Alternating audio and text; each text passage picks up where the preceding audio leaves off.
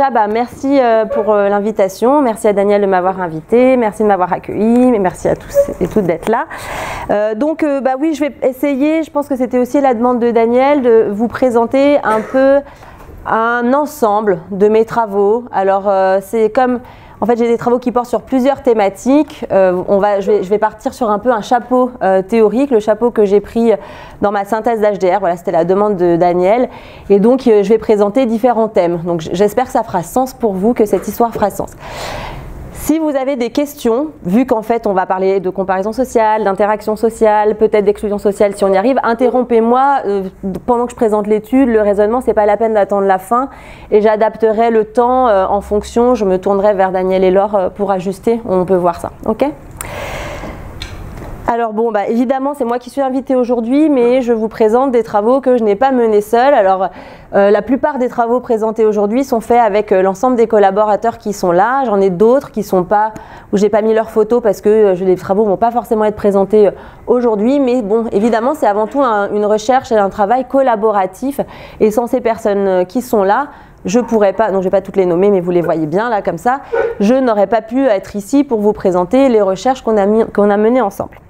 Donc un grand merci à eux. Alors, donc pour faire un point d'introduction, mais Daniel a commencé à le faire, donc je travaille dans ma vie de chercheuse, j'ai travaillé sur la comparaison sociale, notamment, et quand j'ai commencé ma thèse, en fait, j'ai commencé à travailler sur la comparaison ascendante menaçante. Quand on se compare avec des gens meilleurs que nous, ça va nous menacer. Et je me suis aussi intéressée à comment transformer ces comparaisons ascendantes en des comparaisons inspirantes. J'ai aussi travaillé sur les interactions interpersonnelles avec Théodore Alexopoulos et Ivan Nuel. Et puis plus récemment, je travaille sur l'exclusion sociale. Et donc, j'ai d'autres thématiques, mais ça, c'est mes thématiques centrales. Et en fait, je résume ça, donc c'est pour ça que c'est le titre de la présentation aujourd'hui, par la question, en fait, j'étudie la régulation des motivations intra- et interpersonnelles. Alors, pourquoi j'introduis comme ça? Parce que comme ça me permet de vous définir ce que j'entends par motivation intra-interpersonnelle. Bon, en fait, je reprends la définition de Marc Léry. Les définitions de Marc Léry, les motivations intrapersonnelles renvoient à tout ce qui est de l'ordre de la gestion des états internes des individus. Donc, ça va être par exemple le fait d'avoir une auto-évaluation positive ou de gérer la situation d'anxiété. Alors que les motivations interpersonnelles vont être en fait focalisées sur l'obtention de la part d'autres personnes. Donc ici, ça va renvoyer par exemple à tout ce qui va être des gestions de buts de plus haut niveau, comme par exemple le besoin d'appartenance ou le besoin de protection de soi face à des personnes menaçantes. Ici, on sera sur des motivations interpersonnelles puisqu'on est dans la relation avec autrui. Et moi, dans mes travaux, je propose, alors je ne vais pas le démontrer aujourd'hui, mais c'est ma façon de raisonner théoriquement, je propose que la régulation des motivations intrapersonnelles se fait au service de motivations de plus haut niveau, de ces motivations interpersonnelles. Alors, je parle beaucoup de régulation. Alors, peut-être que vous le savez, mais voilà, j'ai suivi un peu les consignes de Daniel. Donc, je vous définis la régulation. J'ai repris mes PowerPoint de base. Donc, c'est un processus dynamique qui consiste à déterminer un état final désiré, donc une valeur de référence, un but, un objectif, et à mettre en place les actions nécessaires pour se déplacer en direction de cet état. Donc, toutes les actions qu'on va mettre en œuvre pour atteindre cet objectif, tout en surveillant les progrès réalisés. Donc ça, c'est une définition que j'ai repris d'Inslige, mais que j'aime bien parce qu'elle reprend assez bien, en fait, pour moi, la définition de l'autorégulation. Vous en allez avoir des plus ou moins complètes. Voilà, moi, j'aime bien cette définition. Alors la régulation, si vous en avez entendu parler dans vos cours, l'autorégulation, peut-être que ça va être de la redite, mais ça repose sur le principe du contrôle cybernétique. Donc ça, c'est le modèle de Carver et Shire, un modèle vraiment influent sur la question de l'autorégulation. Donc vous allez avoir un système, donc c'est comme la métaphore du frigo. Vous allez avoir un système avec une fonction d'entrée, donc ça va être l'état dans lequel vous êtes, l'état du système, qui va être comparé à une valeur de référence, à un objectif, à l'état désiré. Donc voilà, là on a le comparateur, donc on va comparer ces valeurs et si le système détecte un écart, c'est comme le thermostat du frigo, il y a un état désiré, une température. Si on détecte un écart, qu'est-ce qui va se faire? On va mettre en place quelque chose pour pouvoir corriger la température du frigo. Donc on va avoir ici une fonction de sortie. Alors là, moi je prends l'exemple du frigo parce que ça nous parle bien, mais en fait l'idée c'est que du coup on fonctionne comme ça, le modèle de régulation modélise comme ça les comportements des individus. On va avoir du coup une valeur de référence, on va comparer une fonction de sortie qui va être des comportements, ça va modifier notre environnement et donc ça va modifier la fonction d'entrée. Alors par exemple, le cas des interactions interpersonnelles. Imaginons que je sois dans une soirée et je voudrais en fait m'affilier, faire des amis, je voudrais rencontrer des gens. Alors je vais mesurer mon degré d'inclusion. Il apparaît que tout le monde est en train de parler et que je suis seule dans un coin. Donc finalement je détecte un écart entre ce que je voudrais et ce qui est en train de se passer. Donc qu'est-ce que je vais faire? Je vais peut-être sourire à quelqu'un, du coup en espérant que ça puisse initier une interaction. Alors si ça marche, quelqu'un me fait un feedback positif, super. Du coup, je vais continuer ces efforts dans ce sens-là. Peut-être que je vais faire un pas vers cette personne, lui proposer de boire un verre, on va commencer à discuter un peu ensemble. Et donc, du coup, la boucle continue comme ça. Et les comportements vont continuer.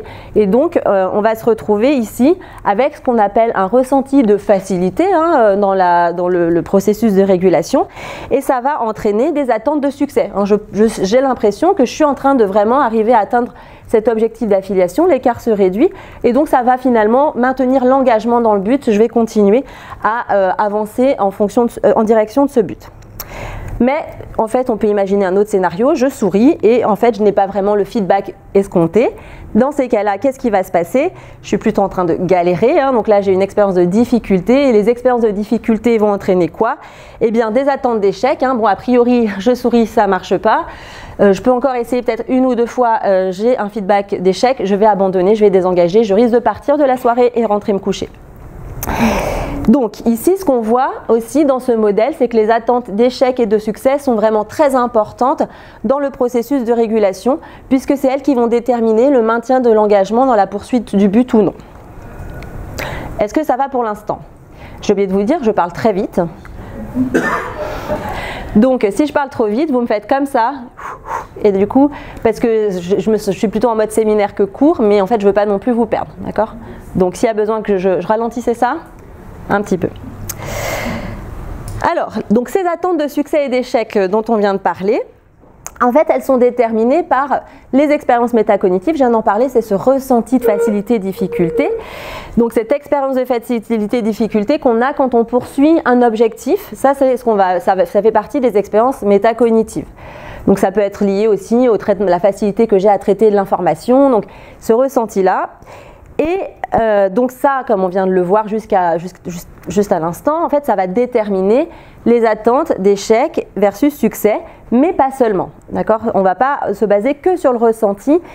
Souvent, on va avoir l'idée que quand j'ai un ressenti de difficulté, alors du coup, ça va avoir de l'échec, ressenti de facilité, succès. C'est ce que je viens de dire dans la diapo juste avant. Mais il n'y a pas que ça qui va jouer pour comprendre comment les attentes se forment. Donc, ces expériences métacognitives, elles jouent, mais il y a aussi ce qu'on appelle les théories naïves. C'est la manière que j'ai de voir le monde, d'expliquer les choses, d'expliquer mes comportements, d'expliquer les ressentis. En l'occurrence, il y a plusieurs façons d'expliquer une expérience de la difficulté. Et donc, la littérature nous montre que la façon dont l'individu va expliquer cette facilité-difficulté va être déterminante dans le processus de régulation. Par exemple, donc, en fait, une des théories naïves qui est majeure et qui est assez majoritaire en fait dans la tête des gens, c'est le fait que c'est difficile, donc c'est impossible, ou c'est difficile, je suis incompétent. Et dans ces cas-là, ce qu'on va avoir, c'est des attentes d'échec et on va avoir un désengagement, comme je l'ai dit tout à l'heure. Mais en fait, on peut aussi avoir, donc ça c'est des travaux par exemple de Daphna Userman qui montrent qu'on peut aussi avoir l'idée que c'est difficile parce que c'est vraiment important pour moi. Et quand c'est important pour moi, en fait c'est difficile. Et dans ces cas-là, on va avoir un maintien de l'engagement, voire un redoublement de l'engagement. Oui, du coup je suis allée plus vite que mon diaporama. Voilà, donc engagement. Donc voilà, donc ça c'est ces travaux de Smith et Userman, mais on a plusieurs travaux dans la littérature qui montrent que selon la manière dont on va percevoir les théories naïves de l'intelligence, ou selon la manière dont on va donc on peut réinterpréter la difficulté, on peut réinterpréter l'apprentissage, et donc c'est pas que l'expérience de difficulté qui compte, et ça c'est vraiment essentiel dans le processus de régulation et dans tout ce qui va être processus d'apprentissage chez les enfants. Donc voilà, donc ça c'est important de bien retenir que du coup les attentes d'échec et de succès sont un produit en fait entre les expériences métacognitives et les théories naïves.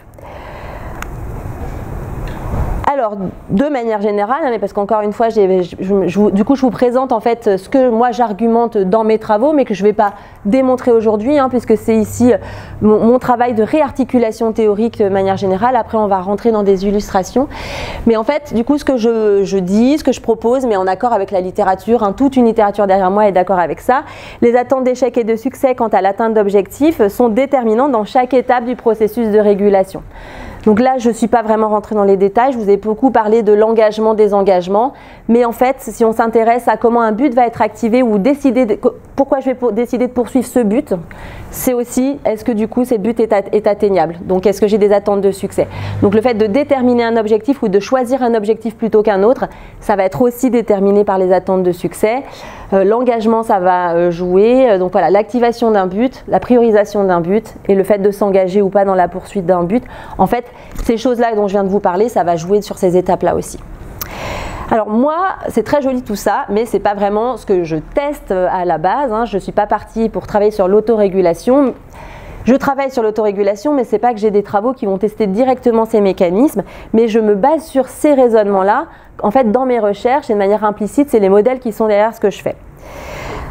Alors, oui, donc j'ai une partie de mes travaux qui porte sur la régulation de la comparaison sociale, rassurez-vous, je ne vais pas vous présenter tout ça, et une partie qui porte sur la régulation des interactions sociales, et donc je vais vous présenter un petit peu des échantillons des uns des autres de ces travaux. Et donc je vais commencer premièrement par la comparaison sociale. Est-ce que ça va pour l'instant? Alors, donc la comparaison sociale, juste un point définitionnel, c'est défini comme une mise en relation d'informations sociales avec le soi. Du moment où je mets donc c'est-à-dire si je compare deux individus entre eux, évidemment, ce n'est pas la comparaison sociale. Et du moment où je mets des informations sociales en lien avec le soi, c'est de la comparaison sociale, même si ce sont des personnes imaginées, même si ce sont des personnes qui ne sont pas présentes. Donc ça n'a pas besoin d'être une vraie personne, ça peut être un cartoon, je peux me comparer avec Donald Duck, ça sera la comparaison sociale. Alors ça a un effet sur les évaluations de soi, donc certainement vous connaissez cette étude classique de Morse et Gergen où vous avez les participants qui attendent dans la salle d'attente, ils viennent pour un entretien d'embauche et il y a quelqu'un qui arrive dans la salle, soit c'est Mr. Clean qui arrive aussi pour ce même entretien d'embauche, la gueule de l'emploi, il est super bien sapé, etc. Ou c'est Mr. Dirty qui arrive. Dans ces cas-là, on se sent peut-être un peu plus rassuré. Et effectivement, ce qu'on observe sur l'estime de soi, c'est que quand Mr. Clean arrive, l'estime de soi chute, alors que quand Mr. Dirty arrive, l'estime de soi augmente. Ça, c'est assez classique dans la façon de concevoir initialement et intuitif dans la manière de concevoir ce que c'est la comparaison sociale.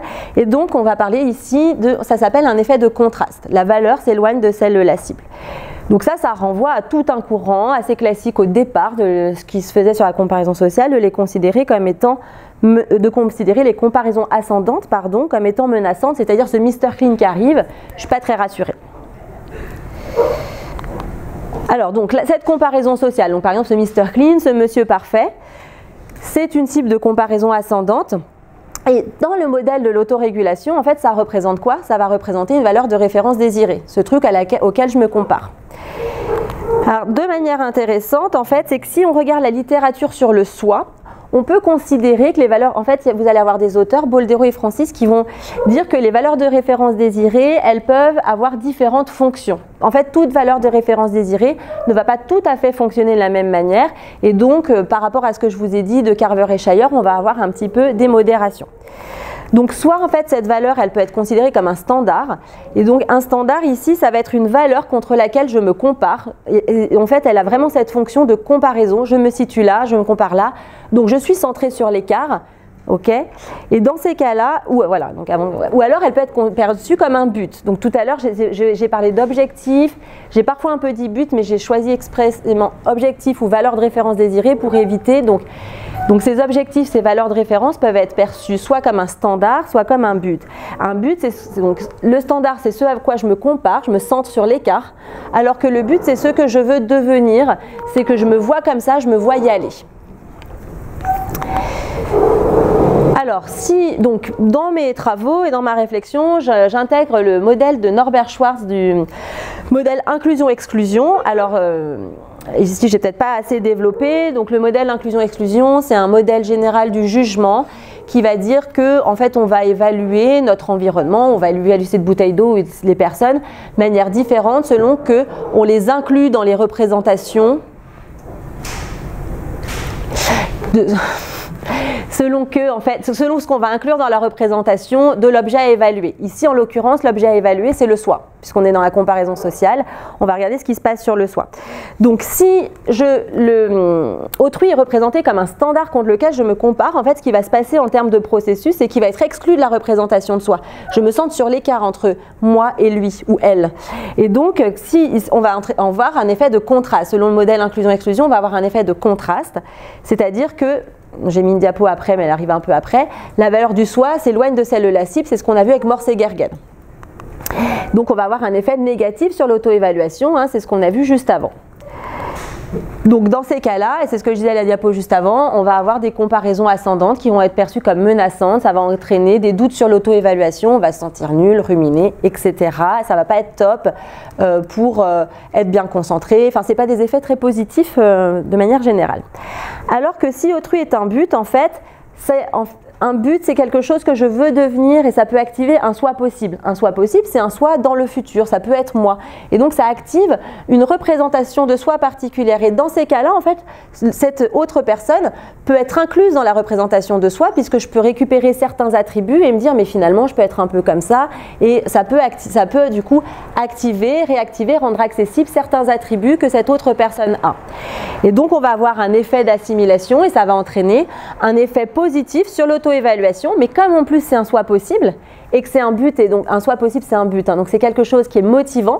En fait, il y a quelque chose du type je veux devenir comme cette personne, donc ça active de la motivation. Ça va aussi avoir un effet positif sur la performance, ou en tout cas sur l'engagement dans la tâche, sur la motivation. Donc vous voyez, selon en fait comment est perçue cette valeur de référence, but ou standard, on devrait avoir des effets différents. Et dans ces cas-là, la comparaison ascendante devrait être inspirante. Et donc là, ça peut renvoyer aux travaux de Lockwood et Kunda qui montrent que se comparer avec les étudiants de L1 qui se comparent avec des étudiants de M1 s'auto-évaluent plus positivement parce qu'ils se disent « je peux devenir comme lui, j'ai le temps de devenir comme lui, donc c'est un but ». Vous êtes toujours avec moi? Ça marche. Oui, donc rapidement, mais j'aurais dû la mettre avant, je ne savais pas où vous la mettre. Ça, c'était juste pour un récapitulatif pour deux notions d'assimilation et contraste. Donc, on vient d'en parler, mais donc classiquement, assimilation et contraste. Dans la littérature, en comparaison sociale, donc on va avoir un haut standard, par exemple, Mr. Clever, un faible standard comme Homer Simpson sur la dimension d'intelligence. Un effet d'assimilation, ça va être le fait que la valeur de soi se rapproche de celle de la cible. C'est-à-dire qu'ici, je m'évalue plus positivement quand je me compare avec Mr. Clever qu'avec Homer Simpson. C'est comme ça qu'on va évaluer en fait un effet d'assimilation dans la littérature, hein, assimilation et contraste. C'est en comparant. Alors il n'y a pas de, on peut remettre en question. Hein, il n'y a pas de, il manque une condition contrôle, donc on ne sait pas qui va dans quel sens. Mais classiquement, c'est ça que vous allez voir si vous lisez la littérature en comparaison sociale. Et un effet de contraste, ça va être l'inverse. C'est défini comme le fait que la valeur du soi s'éloigne de celle de la cible. Et vous le voyez ici, du coup, par le fait que on va s'auto-évaluer en fait plus négativement quand on se compare avec Mr. Clever qu'avec Homer Simpson.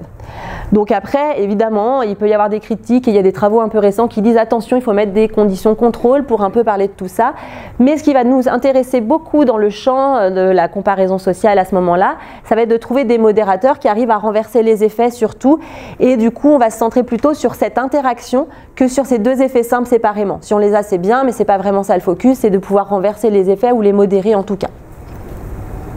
Ça va? Alors, donc, on a dit, finalement, quand on parle de la comparaison sociale, quand il y a de la régulation, on va avoir la performance de soi. Alors, j'ai parlé de performance, mais ça peut être aussi le niveau d'attractivité, le niveau de soi, qui va être comparé avec le niveau d'autrui, la performance d'autrui. Et donc, en fait, autrui peut être soit perçu comme un but, dans ces cas-là, la comparaison sera inspirante, hein, c'est ce qu'on vient de voir, ou comme un standard, et dans ces cas-là, la comparaison sera menaçante. Alors, dans un premier temps, ce qui est important, c'est de percevoir cet écart. Parce qu'en fait, on est en train de dire, il y a un écart, il va se passer quelque chose, mais il faut que je perçoive l'écart. Et l'écart peut exister de manière objective, mais en fait, on fait de la psychologie, et ce qui compte, c'est ce qui se passe de manière subjective. Comment est perçu l'écart? Est-ce que l'écart est perçu? Donc, je vous présente ici un travail qu'on a mené sur le rôle du contexte compétitif, coopératif, avec Lucie Colpart, Dominique Muller et Fabrizio Butera. Sur cette question, en fait, donc de la modération, donc on est sur les effets d'assimilation-contraste, de variables qui vont modérer en fait les effets de la comparaison sociale. Alors on peut avoir ici du coup, donc ces deux contextes, hein, la compétition, et vous voyez que la compétition, finalement, c'est opposer deux unités, ça oppose deux unités, ça les contraste, alors que la coopération, ça les met ensemble. Si on reprend le modèle inclusion-exclusion dont je viens de vous parler, en fait, on voit, donc opposer, mettre ensemble, si on reprend ce modèle-là, du coup, de manière très logique, on se dit que la compétition doit entraîner des effets de contraste et la coopération des effets d'assimilation.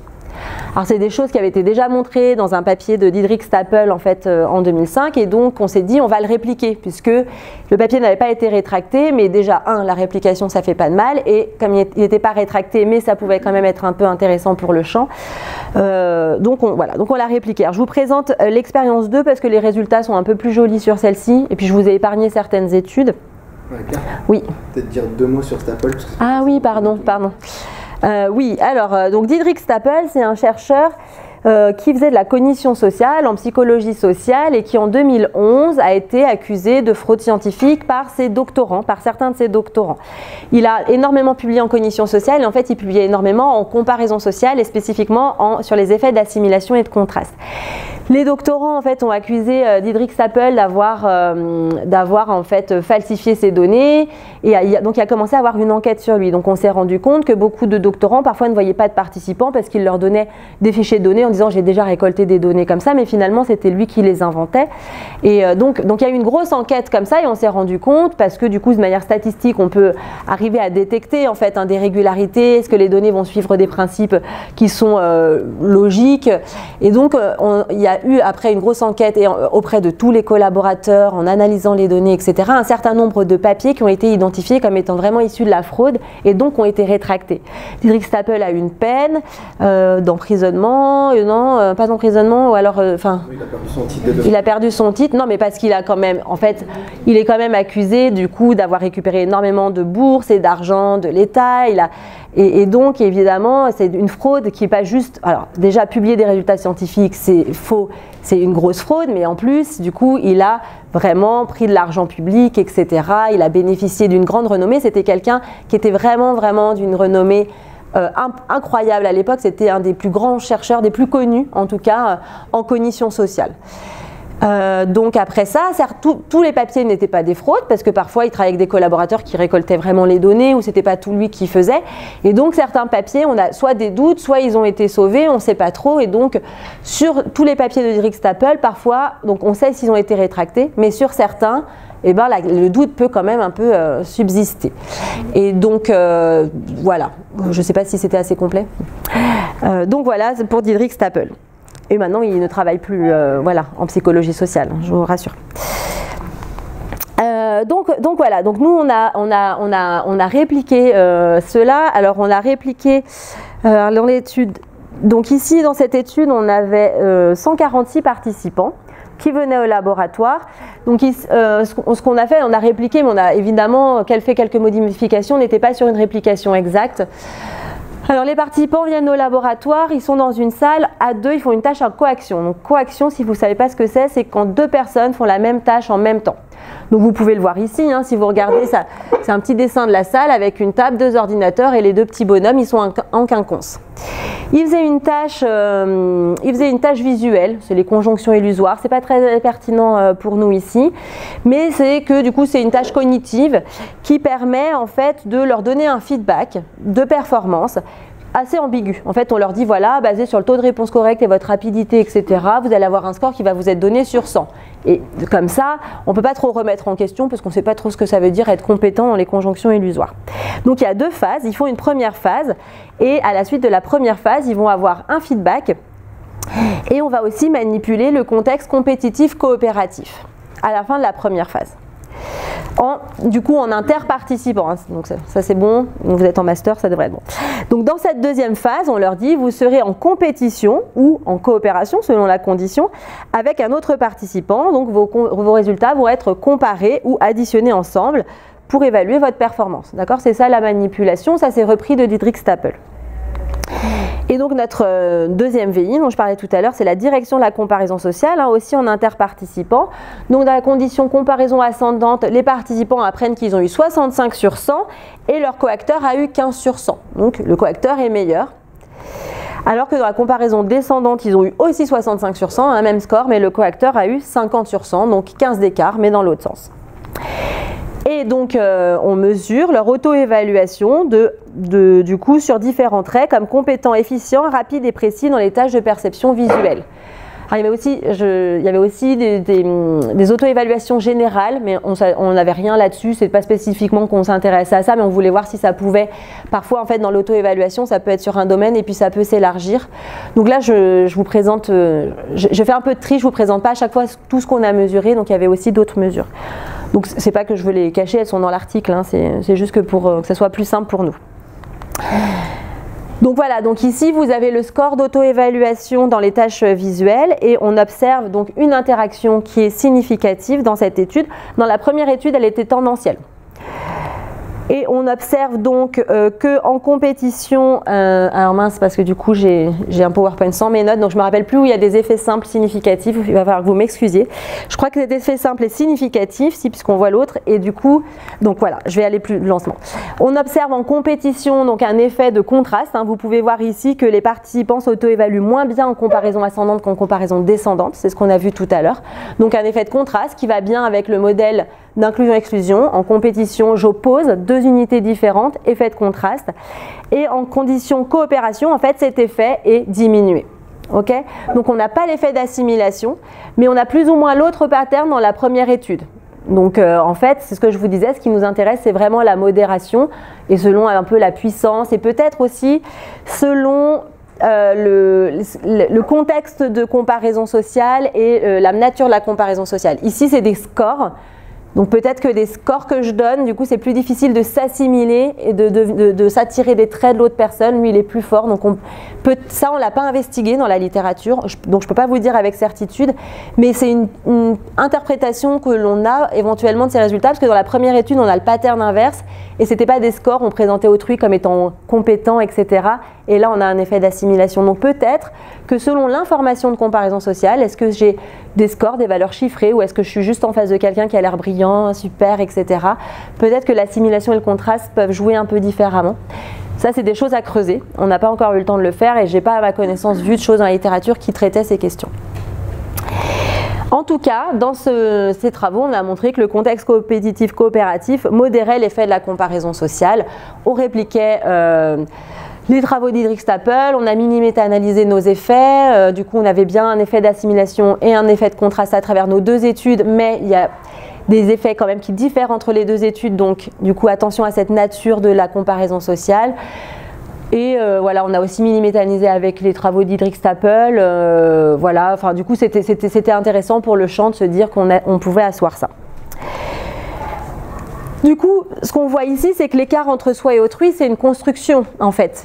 Autrui peut être... En fait, on voit que le même écart de performance entre moi et autrui fait que je ne vais pas avoir la même perception de mon auto-évaluation. Donc, je ne perçois pas l'écart de la même manière.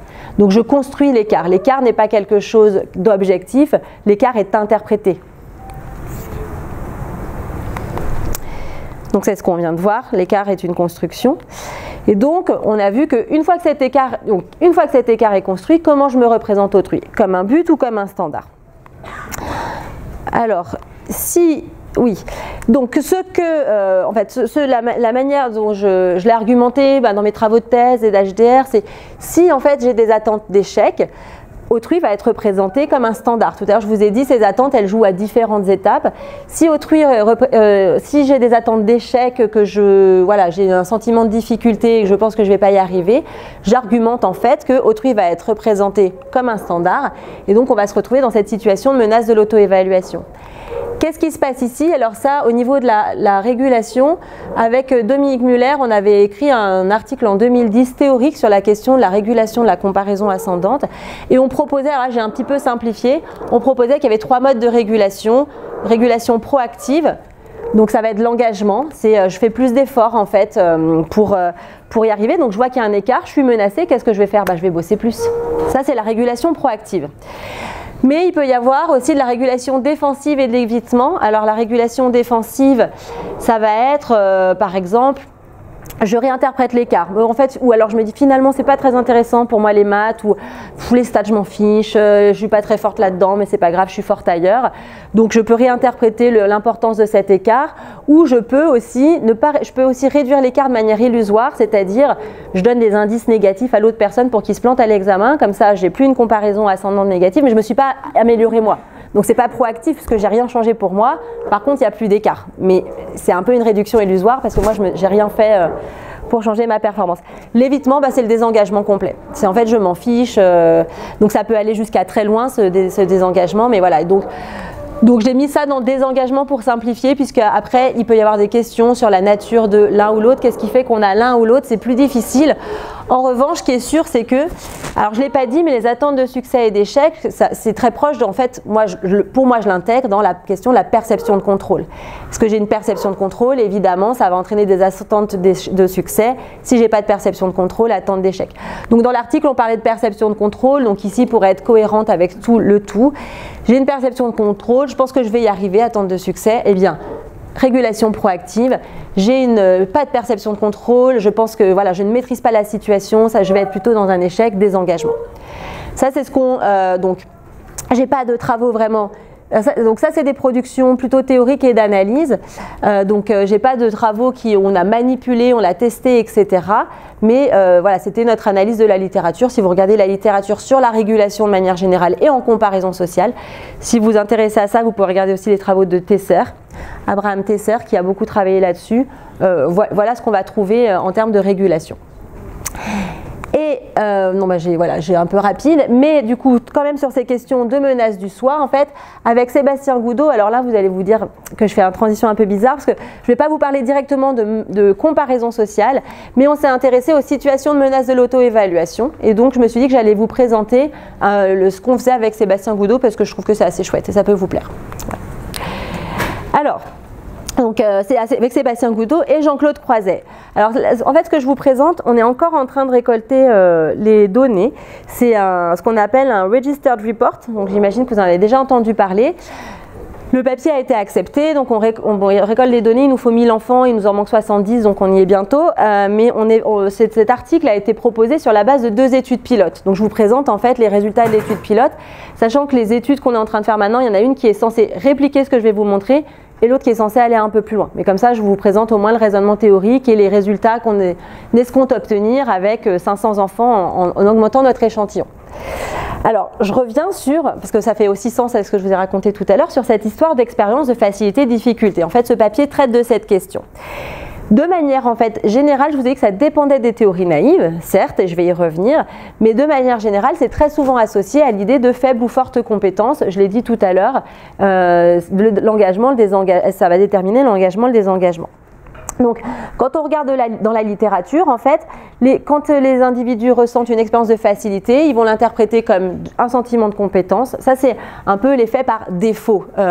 Défaut dans le contexte et la société dans laquelle on est, en fait. Donc, comme on l'a vu tout à l'heure, les théories naïves sont très importantes. Notamment, il y a des travaux qui montrent que finalement, cette interprétation de la facilité-difficulté dépend des théories naïves des individus.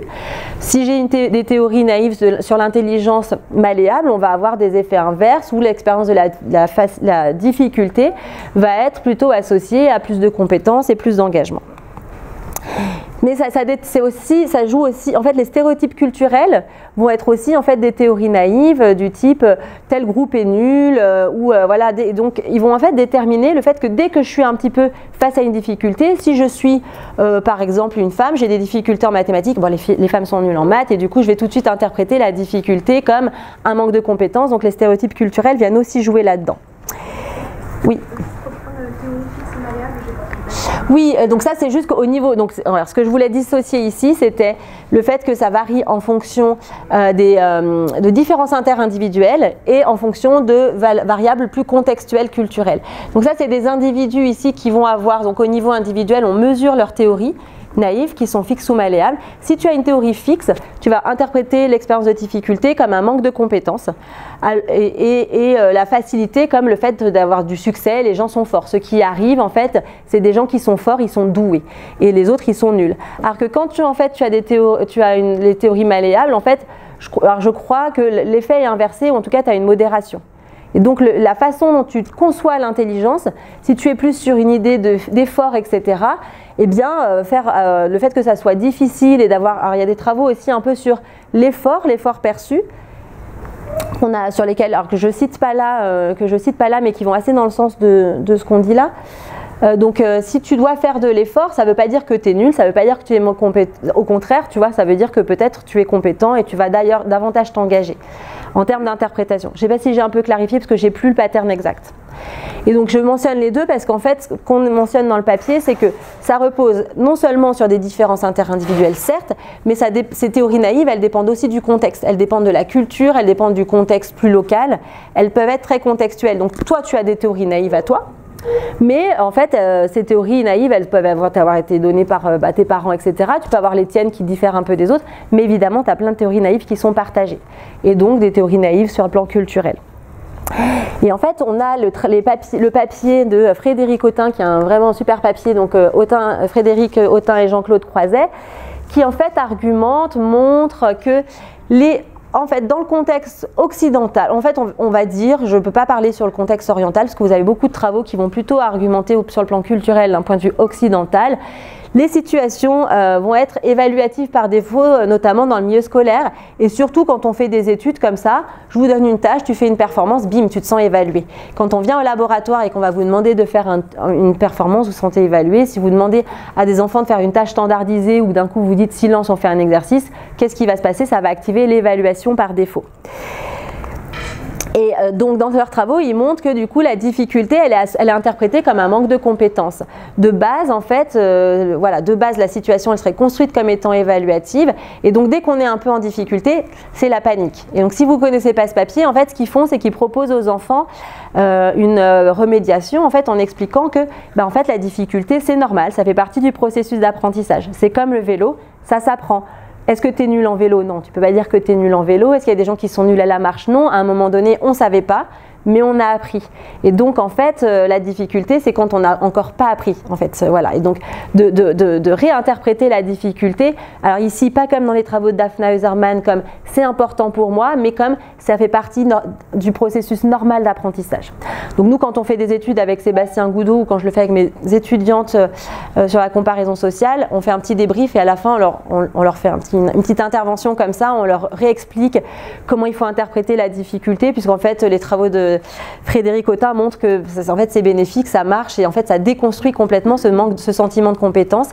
Dans la condition contrôle, on va avoir des effets négatifs sur la charge de travail au niveau MDT, mémoire de travail, charge cognitive.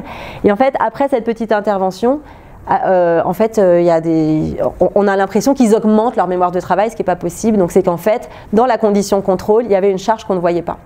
Parce que la condition contrôle est évaluative par défaut. Donc voilà, donc les contextes scolaires et de performance sont de nature évaluative. En fait, on est tout de suite évalué. Et donc ici, ce qu'on a fait comme hypothèse avec Sébastien Goudot, c'était que l'expérience de difficulté, alors on s'est vraiment centré sur du coup pas une difficulté objective, mais cette expérience, ce ressenti de la difficulté était menaçant dans les contextes évaluatifs. Autrement dit, dans les contextes non évaluatifs, neutralisés, où il n'y aura vraiment pas d'évaluation, ça ne devrait pas être le cas. Et donc, c'est ce qu'on a essayé du coup, c'est ce que ce papier, on est encore là-dessus, essaye de montrer. Alors, dans l'étude, donc je vous ai... Oui. Vous savez si c'est le cas de manière interculturelle? Alors, je le disais, on se base beaucoup sur des travaux qui sont liés à la littérature occidentale. J'ai pas pour l'instant, moi... Alors, je suis pas très forte en interculturel, je connais pas tout. Et je pourrais pas trop vous dire sur ce qui se passe dans d'autres cultures. Parce qu'il peut y avoir d'autres façons de gérer les situations. C'est pour ça que le papier de Frédéric Autain, tout comme on cite d'autres articles qui se basent beaucoup sur dans le contexte dans lequel on est, dans le contexte occidental, dans notre contexte, c'est comme ça que c'est perçu. Et ça serait très intéressant de pouvoir explorer, donc déjà d'asseoir nos résultats et d'aller explorer effectivement dans d'autres contextes. J'ai un spécialiste dans mon laboratoire de ces questions, mais moi je ne le suis pas trop. Donc, je vous présente la deuxième étude pilote. Donc il y avait 2 études pilotes qui se répliquaient. La première, l'interaction est tendancielle. Donc à chaque fois, je vous présente qui est un peu plus joli. Après, on a mini-méta-analysé, donc on a l'interaction, mais c'est plus joli de vous présenter ça. Mais voilà, encore une fois, il y a pas un énorme échantillon. 127 élèves, c'est pour ça d'ailleurs qu'on réplique, c'est que l'échantillon n'est pas énorme. Donc on a une première variable qui est le contexte évaluatif en interparticipant. Et puis ça n'avait pas été préenregistré, hein. Tout ça, vous avez vu, c'est des travaux encore un peu anciens. Donc ici, le contexte est soit évaluatif, soit non évaluatif, mais ici on le neutralise. C'est-à-dire qu'en fait, cette étude-là, contrairement à celle qu'on est en train de faire passer, c'était des passations individuelles, ce qui était bien plus facile, je pense, pour neutraliser l'évaluation, puisqu'il venait avec Sébastien Goudot et du coup il expliquait ce qu'ils allaient faire. Donc dans un cas, on dit que l'établissement nous a demandé d'évaluer l'ensemble des compétences scolaires des élèves de 6e en français. Et dans l'autre cas, on dit qu'en fait, on est là pour créer un manuel de français et qu'en fait, on veut savoir si les textes sont adaptés à l'âge des enfants.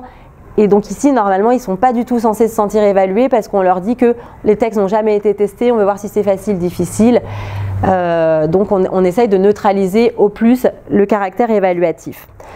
Donc je ne sais pas si on va y arriver dans l'étude qu'on est en train de faire parce que là on le fait en passation collective vu qu'il nous fallait 1000 enfants, en individuel c'était compliqué et rien que la neutralisation, on se rend compte du poids de la neutralisation, donc déjà on les éloigne, ils sont dans une salle en face de nous, donc on leur dit qu'on vient pour un livre, mais alors du coup c'est pas forcément facile de neutraliser le caractère évaluatif.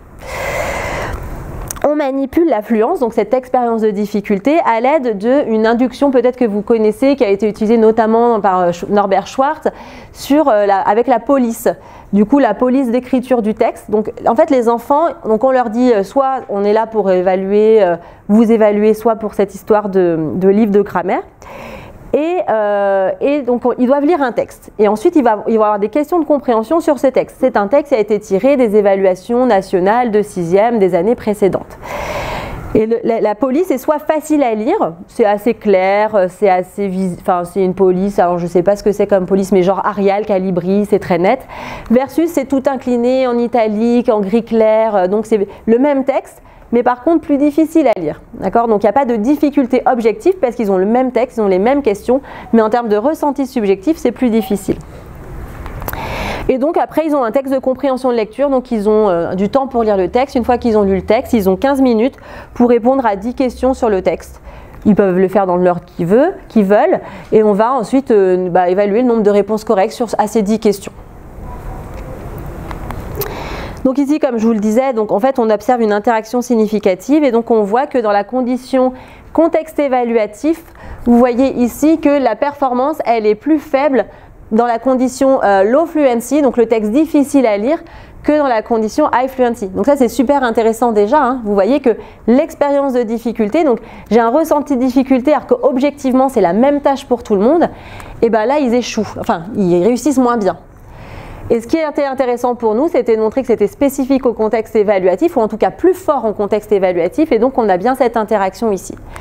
Donc voilà, chose qu'on va essayer de répliquer, parce que là je vous dis, on n'avait pas un échantillon. Alors c'est traité, il y a des virgules parce que c'est le traité en multiniveau, parce que du coup on a rentré la classe de l'élève. Comme selon la classe, le niveau peut être un peu différent. Et donc ici, l'idée, c'est qu'on arrive à répliquer avec donc voilà, je ne sais plus combien de classes on a fait passer, parce qu'on a fait ça pendant le Covid et c'était un peu compliqué, mais de répliquer avec un échantillon plus conséquent. Donc voilà, ce qu'on voit ici, c'est que l'expérience de la difficulté, donc déjà, l'expérience de la difficulté, elle vient jouer sur la performance. Donc ça veut dire que, après, comment on l'explique, ce désengagement? On ne sait pas ce qui se passe en termes de processus. Soit il y a de la menace en termes rumination et du coup j'ai moins de ressources, soit je me désengage parce que aussi cette menace fait qu'il y a quelque chose au niveau motivationnel. Est-ce que c'est motivationnel? Est-ce que c'est cognitif? Est-ce que c'est les deux? Ça, on ne sait pas. Pour l'instant, on a un effet. Après, il y a du travail pour l'expliquer. Certainement qu'il y a des deux, je pense. Et on voit que c'est vraiment, et ça c'est intéressant, c'est ce qui se passe en contexte évaluatif, c'est parce que en contexte évaluatif, on va activer ces histoires de « je suis ». En fait, l'idée, c'est quand je suis dans un contexte évaluatif, je vais activer des théories naïves en termes de compétences et me poser des questions sur mon positionnement, la compétence. Quand je suis dans un contexte non évaluatif, ce n'est pas un enjeu, donc je ne vais pas activer ces questions. Et le fait qu'il y ait cette expérience de difficulté ne va pas jouer. Ça renvoie un peu aux travaux de Pascal Duguay, je ne sais pas si vous connaissez. Voilà, du coup avec l'exercice de mathématiques qui est présenté comme... La classe est importante là, parce que si tu veux, tu as cette variable de visibilité ou non-visibilité, si tu veux, de la performance, tu vois. Oui, avec certains travaux montagne, ils ont fait ça, ils ont manipulé la visibilité ou pas, mais il ne l'a pas fait dans tout. Et dans le papier, tu sais, géométrie, donc tu fais une tâche, donc cette tâche-là, elle est présentée soit comme une tâche de géométrie, soit comme une tâche de dessin. Ceux qui ont au-dessus de la moyenne en maths vont être meilleurs dans la tâche de géométrie et ceux qui sont en dessous vont être moins bons. Et dès que c'est présenté comme une tâche de dessin, les effets s'annulent. Mais Sébastien Goudot et Jean-Claude Croiset ont aussi fait une étude sur du coup la visibilité. Alors là, du coup, c'est de la comparaison sociale où ils doivent lever la main quand ils ont terminé. Et donc là, ça renforce la comparaison sociale de manière visible. Et donc, ils ont un texte qui est facile à lire ou difficile à lire, pareil. Donc, ceux qui est facile, ils lèvent plus vite la main. Et donc, dans cette situation-là, quand ils doivent lever la main, ça crée de la comparaison sociale et donc, ils ont des effets beaucoup plus menaçants, alors que dans la condition où ils ne lèvent pas la main, les effets disparaissent. Et après, en fait, ce qui montre aussi, il le relie avec l'histoire de la classe sociale. En fait, c'est juste que quand le matériel est facile. Alors voilà, Sébastien Goudot, ça va être un spécialiste des inégalités sociales et de la classe sociale. Et l'idée, c'est que quand on provient d'une classe sociale favorisée, on est habitué à ce genre de matériel, habitué aux questions qui sont posées en classe, on est entraîné un peu à la maison et donc les choses paraissent plus faciles et donc on a un sentiment, on peut avoir de la facilité subjective et objective parce qu'on est vraiment entraîné. Versus, du coup, tu n'es pas entraîné. Et, ouais, vas-y. Non, parce que c'est une autre, ça rajoute, ce que tu dis là, c'est une question à laquelle je pensais, c'est-à-dire que ces théories naïves qui sont mobilisées pour l'interprétation de la difficulté, bon, effectivement, des déterminants probablement intra-individuels, tu vois, l'expérience. Oui, tout à fait, ouais. Tu vois, le contexte culturel, mais aussi des déterminants sociaux. Tout à fait, exactement, c'est tout à fait ça. C'est exactement ça. Alors là, du coup, ça peut paraître un peu décontextualisé de se dire qu'est-ce qu'ils font avec la police, mais l'idée, c'est exactement de montrer ça.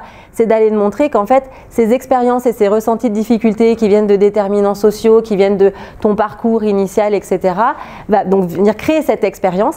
Et du coup, ce qu'on voulait montrer ici, c'est que c'était pas le fait que ça soit facile, difficile de manière objective, parce que sinon, tu peux quand même dire, quand tu viens d'une classe favorisée, de toute façon, tu es très entraîné, donc c'est plus facile pour toi, donc c'est que un truc de maîtrise, pas maîtrise, mais c'est le sentiment de maîtriser, pas maîtriser. Et c'est ça aussi qui est important ici. C'est que bien sûr, quand on maîtrise, on a le sentiment de maîtrise et on a la maîtrise. Mais rien que le sentiment, le fait de se sentir compétent ou de sentir y arriver ou de sentir qu'on n'y arrive pas, ça joue. Évidemment, le fait de maîtriser, pas maîtriser, évidemment que ça va jouer aussi, mais c'est hyper important et c'est ce qu'on dit aux enfants en fait. Finalement, le fait de croire que tu vas pas y arriver, ça va jouer et il faut arriver à réinterpréter cette histoire de compétence en fait. Quand c'est difficile, c'est pas parce que, c'est ce que je disais tout à l'heure, c'est pas parce que tu n'es pas compétent, c'est parce que tu es en train d'apprendre, il faut absolument arriver à jouer sur ce sentiment parce qu'on voit ici qu'il y a une marge de manœuvre et c'est hyper important pour arriver justement à diminuer les écarts. On va pas tout diminuer avec ça, mais on va diminuer une partie. Voilà, je ne sais pas si ça fait sens. Ouais. Voilà, est-ce que ça va sur ça? Alors, est-ce que vous voulez que j'arrête? En fait, vous me dites, hein, ok. Donc, ici, donc voilà, mais en fait, autrui peut être perçu comme un but pour le soi. Donc dans ces cas-là, en fait, on parle de comparaison inspirante, c'est ce que je disais tout à l'heure. Donc on a fait différents travaux sur ces questions et donc ça devrait entraîner plus d'engagement. Ok, donc je vais vous présenter ici, alors vu le temps, je vais vous présenter les travaux qu'on a fait avec Natacha Boisica sur cette question. Donc je vous saute juste un papier, hop, comme ça, voilà. Donc voilà, avec Natacha Boisica, Cécile Nurat et Dominique Muller sur la question de la comparaison sociale. Donc là, je reviens sur la comparaison sociale.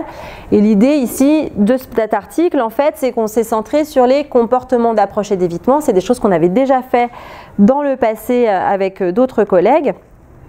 Alors, les comportements d'approche et d'évitement, si vous ne connaissez pas, alors, ça va être défini dans la littérature comme le fait, alors il peut y avoir différentes approches théoriques, différentes définitions, mais celle dans laquelle je m'ancre, ça va être, je le définis comme une réduction, augmentation de la distance entre le soi et un objet. Je m'approche de la bouteille, je m'éloigne de la bouteille, donc je parle de régulation de distance. Ces comportements d'approche et d'évitement, ils peuvent être faits envers des objets, mais ils sont hyper importants et cruciaux dans les interactions interpersonnelles. vous connaissez sûrement le papier de Wordzana et Cooper sur l'autorisation des prophéties, où en fait on va mesurer est-ce que les individus s'inclinent plus en direction de la personne qu'ils sont en train de recruter ou s'éloignent en fait. On voit que dans nos interactions interpersonnelles, on est toujours en train de réguler la distance.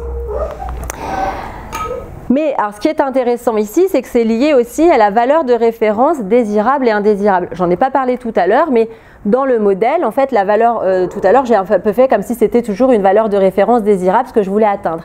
Mais parfois, il y a des choses qui vont s'activer, qui sont des valeurs de référence non désirables. Dans ces cas-là, on va vouloir les éviter. On peut voir par exemple un de nos camarades qui a eu 5 sur 20 au contrôle de stats. Et ça peut nous activer un soi craint, quelque chose que je ne veux pas devenir. Et ça peut aussi soit avoir des aspects motivants ou menaçants. Et donc ça va être une fonction qui va faire que je veux éviter ça. Donc dans la littérature, ces valeurs de référence indésirables sont liées à ce qu'on va appeler des boucles d'évitement. Le but, ça va être absolument de s'éloigner. Alors que les valeurs de référence désirables, le but, ça va être de s'approcher. De manière générale, en tout cas, c'est ce que dit Carver et je suis assez d'accord avec. Globalement, les valeurs de référence de plus haut niveau sont des valeurs de référence désirables. On a des buts auxquels on essaye d'aspirer. Les valeurs de référence indésirables vont surtout, alors il y a débat, Higgins ne va pas forcément dire ça, vont surtout être là de manière temporaire. En tout cas, Carver va dire ça. Je vais plutôt essayer d'éviter par exemple cette situation négative pour vite reprendre une valeur de référence désirable et donc je vais repartir sur une boucle d'approche. Ça, c'est ce que Carver va dire. Après, voilà, si vous lisez un peu Tory Higgins sur les focus régulateurs, il va pas forcément avoir la même position, puisque lui, il distingue promotion, prévention comme deux choses différentes. Il va pas forcément les hiérarchiser comme ça. Mais je me perds. Donc, le truc, c'est que quand on fait des comportements d'approche et d'évitement, donc ça, je vous ai fait sauter le papier, mais ça va être lié à des mouvements dans l'interaction interpersonnelle. Donc, on a des feedbacks sensorimoteurs. Et dans les travaux de Norbert Schwartz, en fait, ces feedbacks sensorimoteurs servent d'information, en fait. Comme les affects, vous avez peut-être eu des cours sur ça, les émotions peuvent nous servir d'information sur comment je me sens. Tout à l'heure, j'ai parlé de l'expérience de facilité et difficulté. C'est une information qui va être interprétée en fonction des théories naïves, mais tout ça, ce sont des informations que l'individu prend en compte, pas de manière consciente, mais elles viennent informer le système. Et donc, nous, ce qu'on a fait comme hypothèse, on avait déjà testé cette hypothèse sur l'auto-évaluation en 2011, c'est que les comportements d'approche et d'évitement, en fait, signalent une réduction-augmentation de distance entre le soi et la valeur de référence. Donc, on avait fait cette hypothèse-là, donc c'est-à-dire que ces mouvements, ces comportements d'approche et d'évitement que je fais de manière physique vont aussi représenter quelque chose finalement de manière symbolique, parce que si je suis en train d'approcher mon but, ce qu'on est en train de dire, c'est que ça va signaler que je suis en train d'approcher cette valeur de référence. Donc voilà, donc moi je vous le retourne en attente de succès échec pour rentrer dans mon cadre général. Si je suis en train d'y aller, c'est que je suis en train d'y arriver. Et donc, ouais. C'est le sens causal. Tu supposes que c'est parce que tu t'approches que tu réduis l'écart. Alors là, ouais, alors on peut le discuter parce que j'ai pas vraiment d'éléments empiriques pour ça. Mais comme nous, en fait, on manipule l'approche, et on va essayer de manipuler l'approche pour voir si ça a des effets positifs par la suite. Évidemment, tu vas avoir, alors attends, tu vas avoir aussi des effets comment ça s'appelle, goal zoom larger effect. Plus tu te rapproches du but, plus en fait tu vas être motivé en fait, il y a un effet où plus tu t'approches du but, plus tu t'investis dans le but. Donc c'est peut-être à ça que tu fais référence. Mais effectivement, donc ça, tu vois, il peut y avoir les deux, mais effectivement, nous ici, on dit que l'approche, elle est liée à cette histoire d'atteignabilité et donc finalement, ça va t'activer l'idée que c'est atteignable et donc tu vas y aller. Je ne dis pas que j'ai énormément d'éléments, c'est des choses que j'avançais déjà dans ma thèse. Là, je vais vous présenter les travaux qu'on a fait avec Natacha Boisica. L'idée, c'est de comment encore le montrer. Pour l'instant, on manipule l'approche. Je pense qu'il faudrait qu'on arrive à trouver d'autres manipulations. Il faudrait qu'on arrive à trouver des indicateurs. Voilà, si tu as des idées, je suis preneuse.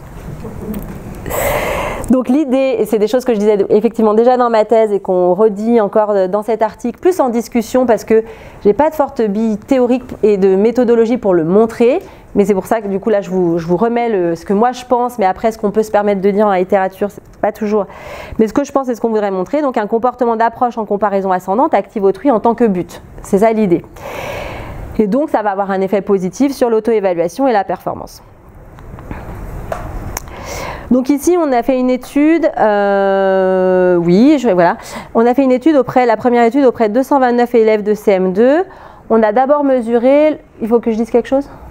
Non, j'étais en train de me dire, mais du coup, un comportement d'approche en descendante, c'est aussi de l'assimilation, donc c'est négatif, c'est ça? Ouais. On n'a pas de condition contrôle, ça va être un problème. Et donc la question, ça va être de se poser, de savoir, là justement on vient de lancer une étude avec des conditions contrôle pour pouvoir qualifier ces effets d'assimilation. On a laissé la comparaison descendante parce que justement on s'était dit que c'était peut-être pas le plus pertinent parce que nous on voulait plutôt développer des interventions positives et qu'on n'avait pas spécialement envie qu'ils soient tout pas bien nos élèves. Et donc là j'ai pas de conditions contrôle pour te dire ça, mais dans le papier de 2011 que j'ai sauté, à un moment donné on a mis une baseline et ça tombait à peu près au milieu. Mais c'est très compliqué parce que pour avoir le plan parfait il faudrait avoir un 3x3, chose qu'on ne veut pas faire, donc j'essaye de couper un peu les plans pour pouvoir du coup plutôt qualifier la taille des effets d'un point de vue interventionnel, ça semble plus logique. Mais oui, tu vas voir dans la littérature, par exemple, les travaux de Daphna Oyserman qui vont montrer de l'assimilation à des soi possibles négatifs et donc ça va être menaçant. Si tu t'assimiles à quelqu'un qui... le cas des patientes cancéreuses, peut-être que vous connaissez les travaux de Taylor et Lobel, en fait, les patientes cancéreuses, si tu analyses leur stratégie de comparaison sociale, en fait, tu vois qu'elles évitent la comparaison descendante parce que justement, c'est particulièrement menaçant. Donc, les patientes cancéreuses qui sont en fin de vie, qui ont vraiment de gros problèmes, elles ne les côtoient pas. Elles vont côtoyer plutôt des cibles de comparaison ascendantes qui arrivent à bien faire face à la maladie, etc. Parce que ça, c'est des modèles inspirants. Et elles vont s'inventer des gens, des cibles de comparaison descendantes qui sont dans des mauvaises situations pour pouvoir se rassurer et se dire ma situation n'est pas si pire. Du coup, ça va avoir une fonction de se rassurer, mais parce qu'elles se l'inventent, mais le fait elles ne les côtoient pas, parce qu'en fait, les côtoyer, ça peut vraiment créer un effet d'assimilation et un truc assez négatif. Donc oui, la comparaison descendante peut être négative si tu t'assimiles. Alors après, il faut, par exemple, dans les travaux de Dominique et Fabrizio, et même ceux de Pascal Huguet, tu vois que souvent la comparaison descendante sur la performance dans leur tâche, en tout cas, n'a pas trop d'effet. En général, c'est comme si autrui n'existait pas. Du moment où je suis au-dessus de lui en termes de performance, je suis à peu près rassurée. Donc j'imagine ici qu'il doit y avoir des éléments liés à l'importance du domaine du soi, tu vois, et de ce type de tâche, parce que l'assimilation peut être possible. Mais c'est encore des questions, encore une fois, à creuser. Il y a beaucoup de choses à faire. Donc ici, ce qu'on a fait chez les enfants, c'est qu'on avait mesuré leur concept de soi en mathématiques initialement. Après, oui, c'est leur comment ils se positionnent, comment ils s'évaluent, parce qu'en fait, ils vont faire une tâche de mathématiques, on va les évaluer sur ça, ça va être notre VD. Donc on a pris une mesure en quelques items. Est-ce que j'ai mis la référence? Non, j'ai plus la référence sur du coup la façon dont ils se définissent, est-ce qu'ils sont forts ou pas en mathématiques. Donc voilà, j'ai plus les items, pourtant je les ai vus il n'y a pas longtemps en tête. Donc 4-5 items pour voir comment ils se définissent en mathématiques, forts ou pas forts. Ça nous permet d'avoir un niveau de base qu'on va pouvoir rentrer dans l'analyse pour contrôler pour ça. Ensuite, on a manipulé les comportements d'approche et d'évitement. Donc nous, dans le passé, on avait fait des manips très comportementales avec des mouvements, etc. Ici, mais on avait aussi utilisé ces petits labyrinthes. Et donc là, on a fait un amorçage procédural. Donc c'est pas un vrai comportement d'approche ou d'évitement. Mais en fait, on demande aux participants, aux enfants, vous voyez, ce labyrinthe, il y a la petite souris. Et donc on lui dit, tu dois aider la petite souris à sortir du labyrinthe pour rattraper le morceau de fromage. Ça, c'est l'approche. Ou pour éviter la chouette qui plane au-dessus du labyrinthe et qui peut venir manger la petite souris. Donc là, ça active de l'évitement. Donc c'était une procédure qu'on a repris à Friedman et Forster et que j'ai pas mal utilisé aussi dans ma thèse. Et après ça, ils lisent un texte de comparaison sociale. Alors en fait, ils lisent un texte sur Alex, qui est un élève de CM2 qui réussit soit très bien en mathématiques, soit qui a des difficultés. Et après, on lui dit, et toi, est-ce que tu crois que tu es bon ou bonne en mathématiques sur une échelle de Likert? Voilà. Donc, approche évitement, comparaison ascendante-descendante et du coup, auto-évaluation. Dans cette étude, on a aussi mesuré la performance. Après l'auto-évaluation, on n'a rien eu, on n'avait pas une puissance énorme, donc on a décidé de mesurer que la performance dans l'étude 2, en fait. Et donc ici, donc c'est pour ça que je vous présente que l'auto-évaluation, mais en fait on avait voulu mesurer les deux. Donc ici on a du coup l'auto-évaluation en mathématiques contrôlée pour la perception de soi initiale en mathématiques. Et donc on a une interaction qui est positive, qui est significative, pardon. Et ce qu'on observe, alors comme je vous disais tout à l'heure, j'ai plus mes notes sur les effets d'assimilation et de contraste. Je crois qu'on a un contraste descriptivement, mais qui n'est pas significatif ici. Donc les enfants s'évaluent moins bien en comparaison ascendante quand ils se comparent avec Alex qui est fort en mathématiques que quand ils se comparent avec Alex qui est pas fort en mathématiques. Et on a donc cet effet d'interaction qui montre qu'en fait ça s'inverse complètement. Quand ils ont fait le labyrinthe d'approche, eh ben, ils s'évaluent plus positivement quand ils ont lu Alex qui était fort en mathématiques que quand ils sont comparés avec Alex qui n'était pas bien fort en mathématiques. Donc enfin, vous voyez, on a cette interaction encore avec cet effet d'assimilation et de contraste. Ici, on ne peut pas savoir vraiment sur ce truc. Moi, je vous dis en fait ici, Alex, il est devenu un but, je me suis approchée, c'est super. On n'a pas de conditions de contrôle, donc tout ça, évidemment, c'est à prendre avec des pincettes. C'est ma lecture de la littérature, mais tout ce qu'on sait ici, c'est que les comportements d'approche et d'évitement modèrent bien les effets de la comparaison sociale sur l'auto-évaluation. Il y a un truc peut-être qui pourrait être raccroché là, parce que plutôt sur le plan comportemental. Ouais. Tu sais, c'est la notion d'intimatie. Ouais. Parce que on peut quand même raisonnablement supposer que plus tu as ce sentiment d'intimatie avec quelqu'un, plus c'est facile de sorte de s'assimiler. Tout à fait. Alors dans la littérature, c'est vrai que je me suis centrée sur mes travaux. Dans la littérature, tu vas avoir des recherches, par exemple, sur les travaux de Thomas Musweiler sur la recherche de similarité entre soi et autrui. C'est pas tout à fait de l'intimatie, mais en fait, la question de proximité psychologique, similarité, etc., souvent sont des termes un peu mal définis, assez confondants. Et donc, tu vas avoir des effets d'assimilation quand tu perçois de la similarité entre toi et autrui. En revanche, de manière assez intéressante, tu as les travaux d'Abraham Tesser qui vont montrer que quand tu es très proche de quelqu'un, la proximité psychologique avec quelqu'un qui est meilleur que toi va être menaçant. Par exemple, tu es plus menacé de savoir si tu es que ton ami. Donc, il faut que la dimension soit importante pour le soi. Donc, deux choses. Si la dimension est importante pour toi et que tu es surpassé par ton ami, donc par exemple en psychologie sociale, voilà, mon meilleur ami est meilleur que moi, la psychologie sociale c'est important pour moi, je vais me sentir menacée, plus par mon ami que par quelqu'un que je ne connais pas. Par contre, si la dimension n'est pas importante pour moi, on va avoir ce qu'on appelle reflect in the basking in the reflect glory, les trucs de Cialdini, où en fait tu es fier. Je suis très fière d'avoir une copine qui est forte en patinage artistique. C'est pas important pour moi, elle est super connue, etc. Et là, je vais avoir cet effet qui va être maximisé, alors que quand c'est un inconnu, je m'en fiche. Et alors là, c'est ça qui est assez intéressant, c'est que tu vois, cette histoire de proximité, elle peut être à double tranchant. Il faudrait un peu creuser parce que parfois Tesser, il est un petit peu dans sa définition un peu floue, parfois il utilise que de la similarité et parfois de la proximité. Donc il y a aussi quelque chose à redéfinir un peu ici, mais il a des travaux qui montrent que tu vas par exemple donner des indices plus négatifs à tes potes qu'à des étrangers quand ils sont meilleurs que toi. Donc, tu vois, donc effectivement, il y a un petit peu à affiner un petit peu ici sur ces notions. Pour moi, c'est pas toujours très clair, similarité, proximité, etc. Qu'est-ce qui se passe en termes de processus?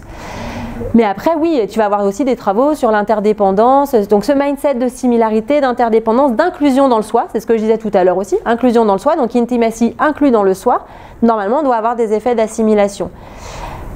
Selon le modèle de Norbert Schwartz, selon le modèle de Thomas Musweiler, selon ce que nous on va dire. Et nous on dit que l'approche elle est liée à cette histoire de similarité aussi. C'est que j'approche les gens similaires, j'approche les gens que j'aime bien. Donc ça va un peu dans le sens de ce que tu dis. Mais je pense que l'histoire peut-être de la littérature fait qu'il faudrait qu'on creuse davantage. Voilà. Voilà, et donc ici, alors... Par rapport, donc j'ai pas de condition de contrôle, hein, mais voilà, on voit que en approche, la comparaison ascendante a un effet positif sur l'auto-évaluation. Je regarde les maîtres du temps. Vous me dites, hein. Le chef a dit on continue. Ok. Si vous vous sentez pas très très bien, vous glissez subtilement du coup un petit message sur le devant, comme ça vous ne serez pas identifié par moi, il n'y a pas de problème, et du coup moi je suis les ordres des chefs. Dans l'étude 2, peut-être je peux aller plus rapide, comme ça je vous montre un peu de choses sur l'interaction sociale. C'est la même procédure, la seule chose c'est qu'on a fait on a mesuré la performance en mathématiques. Ici c'est la même procédure, mais j'ai d'ailleurs oublié de le mettre. On avait, au lieu de prendre au lieu de, je ne sais pas pourquoi c'est pas sur la diapo, au lieu de prendre le concept de soi initial en mathématiques, on a pris la performance des élèves en mathématiques en prenant, alors je ne sais plus si on a pris la performance évaluée par leur enseignant ou leurs notes, je ne sais plus. On avait pris les deux parce qu'il y a des classes où évidemment il n'y a plus de notes, donc on va avoir on demande aux enseignants d'évaluer les enfants. Là je ne sais plus dans cette étude ce qu'on avait fait. Et donc là, c'est la tâche des nombres cibles. Alors la tâche des nombres cibles, c'est un peu comme des chiffres et les lettres pour vous dire. Ils doivent trouver le nombre 36 et pour ça, ils ont, je sais plus, 7, 2, nanana, ils ont un certain nombre de chiffres. Ils peuvent faire autant d'opérations qu'ils veulent, additionner, soustraire, etc. Et donc, ils ont une feuille avec plein de cases et ils doivent trouver autant de possibilités de solutions possibles. Nous, on va regarder le nombre de solutions correctes par rapport au nombre de solutions tentées. Donc ici, on va regarder un taux d'exactitude. Voilà, oui, j'avais la suite. 2, 3, 7 et ces opérations-là. Et donc, ils ont un certain temps pour faire ça. Et donc, voilà. Donc ici, comme je vous l'ai dit, donc, le taux d'exactitude, donc c'est-à-dire, on a pris... Donc, parce qu'en fait, on voulait... Quelqu'un qui a fait, par exemple... oui, alors je sais plus, enfin, c'est qu'en fait, on peut après comparer juste les nombres de tentés, on peut comparer que les nombres de corrects, mais les nombres de corrects tout court, en fait, ça joue pas si vous en avez fait 12 versus 3, donc en fait, on voulait mettre ça en ratio. D'ailleurs, pour être tout à fait honnête, on n'a pas de résultats, je crois, si on regarde les corrects tout court, les exactitudes, oui. Donc ici, oui, on a l'interaction qui va dans le sens attendu, et cette fois-ci, en fait, de la même manière que sur l'auto-évaluation, mais là sur la performance, on va avoir nos élèves dans la condition évitement qui sont moins bons à la tâche du nombre cible que donc quand ils sont comparés avec Alex qui est fort en mathématiques, que quand ils se comparent avec Alex qui est moins fort en mathématiques, donc un effet de contraste qui ici est significatif. Et on a l'inverse, il me semble, je ne voudrais pas dire de bêtises, mais je crois que l'effet était peut-être aussi significatif en approche ici. Quand je me compare avec quelqu'un qui est fort en mathématiques et que j'ai fait de l'approche, eh ben, j'y arrive mieux que quand je me compare avec quelqu'un de moins bien. Donc vous voyez, on a ces deux effets et sur l'auto-évaluation et sur la performance. Encore une fois, on n'a pas de conditions contrôle, mais c'est assez intéressant comme résultat parce que dans la littérature, on a peu de chercheurs qui vont vraiment investiguer les deux. Évidemment, on ne peut pas trop savoir ce qui se passe parce que, en fait, on a auto-évaluation dans une étude, performance dans une autre étude. Ça, c'était lié à des problèmes de puissance. On ne voulait pas, dans la deuxième étude, répliquer ce problème-là. Donc, il y a énormément de questions qui se posent. Est-ce que, en fait, si quand je me suis auto-évaluée positivement, je vais vraiment avoir un effet positif sur la performance? Il y a des travaux qui montrent l'inverse, qui montrent que quand je m'auto-évalue positivement, ben, je vais pas, en tout cas, ils ne font pas de la performance, mais ils vont faire de la motivation à vouloir changer et s'investir. J'ai plus trop besoin parce que je me sens fort. Si je me sens fort, alors là c'était sur du sport, c'était est-ce que je me sentais assez athlétique et du coup la motivation à faire du sport après. Si je m'auto-évalue de manière athlétique, bah, du coup j'ai plus trop envie d'en faire après parce que j'ai aucun problème, j'ai pas d'écart. Vous voyez la question de l'écart perçu. Et donc ici, nous, ce qu'on argumente, c'est que avec l'approche, c'est différent. C'est que ça ne modifie pas l'écart, c'est que ça crée un but. Mais il faudrait encore le montrer. Et comme là, on a les résultats à travers 2 études, on ne sait pas trop. Mais c'est assez intéressant parce que le peu d'études qui ont un peu creusé les deux vont un peu dans le sens inverse. Je vais plutôt agir quand je me rends compte que je suis nulle. Et quand je me rends compte que je suis bien, tout va bien. Donc voilà. Donc encore à creuser. Voilà. Vous voyez, encore beaucoup de travail ici. Marie-Pierre, ouais. Juste une question. Ouais, vas-y. Dans certains cas, vous n'avez pas vraiment le résultat que vous attendiez. Bah, nous, on attendait l'interaction. Voilà. Jamais, on ne fait pas l'hypothèse des 2 effets simples, l'interaction. Donc, dans ce processus de régulation, est-ce qu'on ne peut pas imaginer que parfois, cette régulation, elle opère au niveau du soi? Tout à fait. Ce qui fait que, si tu veux, peut-être que... enfin, tu vois, il y a plusieurs façons. Ça peut être la performance, ça peut être le comportement vis-à-vis de l'autrui, mais ça pourrait être aussi le concept du soi, ou les facettes du concept du soi. En fait, situation, tu vois. En fait, c'est ce que alors je n'ai pas d'informations, mais c'est ça la base de mon raisonnement. Peut-être que j'ai pas été très claire, mais c'est l'idée que quand j'approche autrui, du coup autrui devient un but pour soi, donc ça devient ce qu'on appelle un soi possible, et donc finalement ça va faire que dans le soi de travail activé, les traits, alors là, peut-être que la littérature n'est pas trop assez, peut-être pas assez claire en termes de processus, ou moi-même, je ne suis pas encore assez claire en termes de processus, mais le processus que j'imagine, c'est que quand autrui devient un soi possible, c'est-à-dire que toi, tu actives un soi possible pour moi, et bien je peux devenir comme toi, et du coup, je me dis que, tu vois, ton engagement, ta compétence, toute l'expérience que tu as appris, ça va être possible pour moi, ça vient s'activer dans mon concept de soi. Donc ça vient changer de manière, tu vois, temporaire, mon soi de travail, tu deviens quelque chose que je peux devenir dans le futur. Je ne le suis pas maintenant, mais je le suis dans le futur, donc ça s'active quand même parce que c'est moi, tu vois, c'est moi, donc il y a cette assimilation. Donc l'idée, c'est que ça passerait par ça, effectivement. Alors j'avais essayé de le mesurer avec des petits ronds du type, c'est toi dans le futur, cette personne-là, est-ce que du coup ça s'assimile ? On avait des résultats, mais il y a des explications alternatives, donc je ne suis pas sûre que la mesure soit la meilleure, donc il faudrait trouver une mesure qui puisse arriver à capter ce que tu dis, tu vois, ou une façon de le tester, tu vois, en termes de processus, parce que là, pour l'instant, on a des effets qui peuvent être interprétés comme ça, mais j'ai pas de choses qui me montrent effectivement que c'est ça. Mais par contre, je suis d'accord avec toi, moi, c'est comme ça que je raisonne, tu vois, au niveau théorique. Ça marche? Ça fait sens? Non, parce que, bon, enfin, après j'interviens plus. Hein, mais si, mais j'ai dit dès le départ qu'il fallait intervenir, heureusement que quelqu'un intervient. Ce qui me frappe, c'est que tu parles de comparaison sociale, ouais. Bon, tu n'as pas du tout évoqué Festinger. C'est vrai, mais parce que du coup je ne me suis pas vraiment mise en cours. Mais... C'est vrai que Festinger évoque plutôt la comparaison sociale au sein des groupes. Mais il y a quand même aussi un truc important dans la théorie de Festinger, c'est que lui, il évoque la possibilité d'une motivation à l'amélioration. Tout à fait. Effectivement. Mais il a deux choses. Il y a cette motivation à l'amélioration. La question, c'est comment est-ce que tu l'interprètes. Donc, il va y avoir Rebecca Collins qui va avoir parlé après de ce besoin de s'améliorer et donc cette recherche de comparaison ascendante.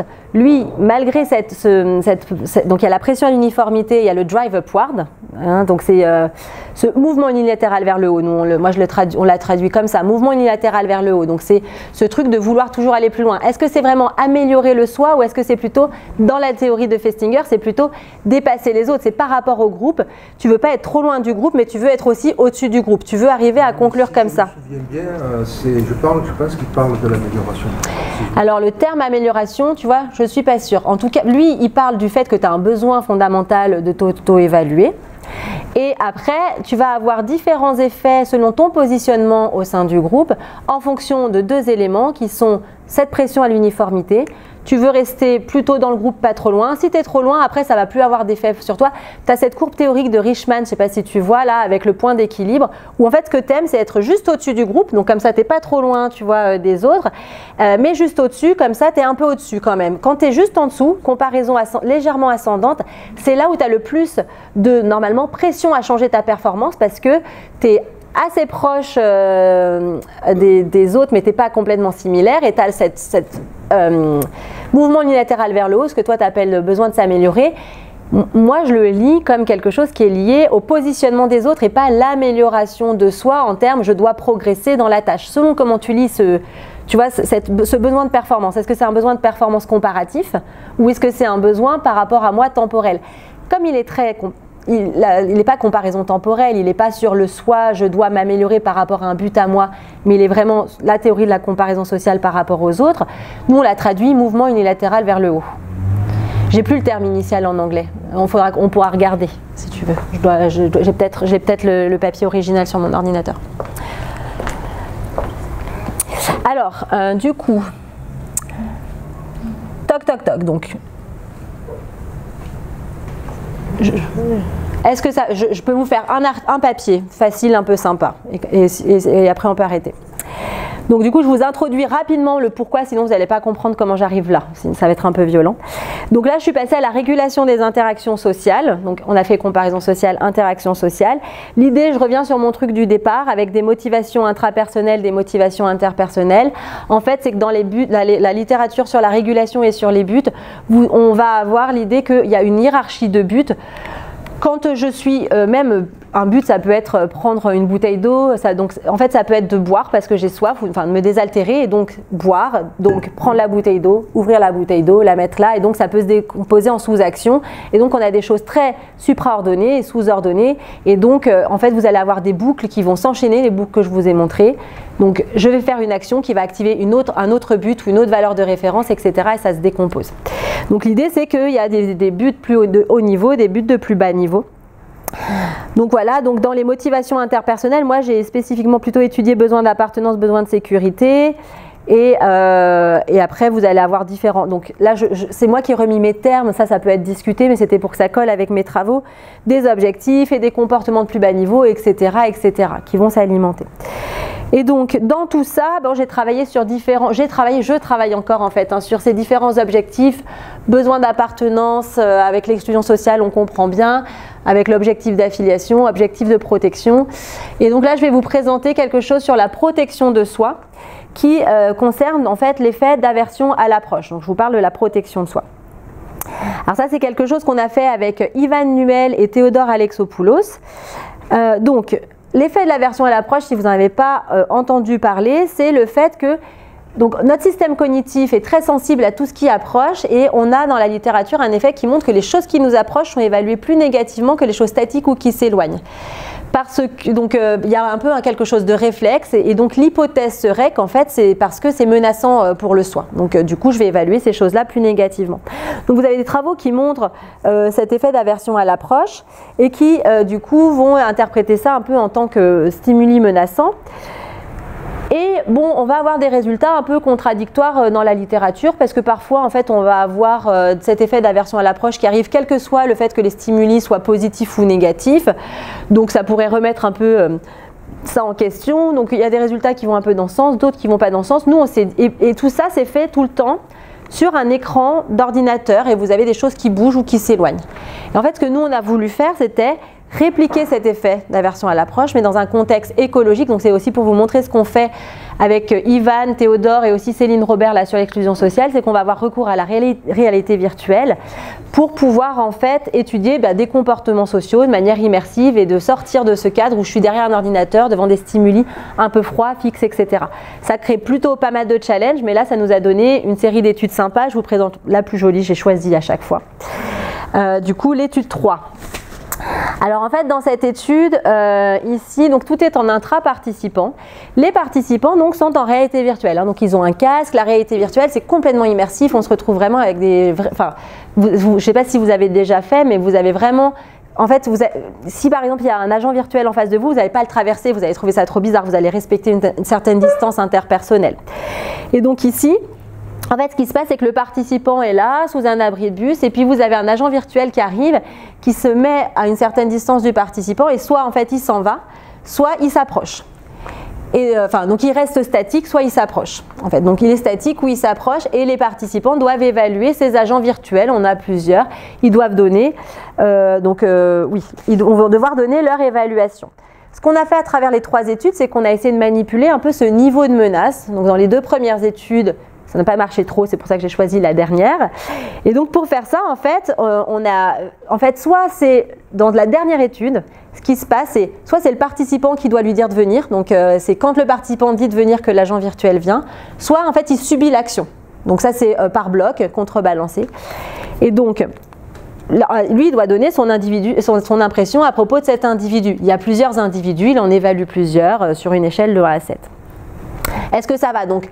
L'individu arrive, statique, ou il s'approche, je dois l'évaluer, et c'est moi qui ai choisi qu'il reste statique ou qu'il s'approche, c'est moi qui choisis, il fallait qu'il y ait une consigne, il reste là où vient, voilà.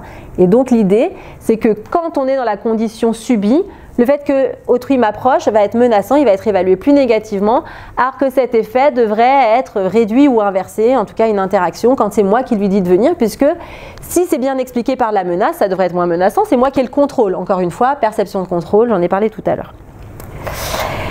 Et donc ici, voilà ce qu'on observe. En fait, quand c'est autrui qui fait les mouvements et pas le soi qui initie les mouvements, on réplique bien cet effet d'aversion à l'approche. Autrui est évalué plus négativement quand autrui s'approche de moi que quand autrui est statique. C'est quelque chose qu'on a dans les 3 manips de manière assez nette à chaque fois. On réplique la littérature, c'est assez joli. Quand c'est moi qui demande à autrui de venir, eh ben, l'effet est toujours là, mais il est réduit. Donc en fait, il semblerait bien qu'il y ait quelque chose de l'ordre de la perception de contrôle, de l'ordre de cette menace dans cet effet initial. De manière intéressante, on n'a pas complètement réduit. Ou inversé, on pourrait se dire qu'on inverse, hein, donc des reviewers nous ont quand même pas mal posé de questions. On pense que c'est possible que ça soit inversé, hein, si c'est votre enfant qui vient vers vous, a priori vous n'allez pas l'évaluer négativement.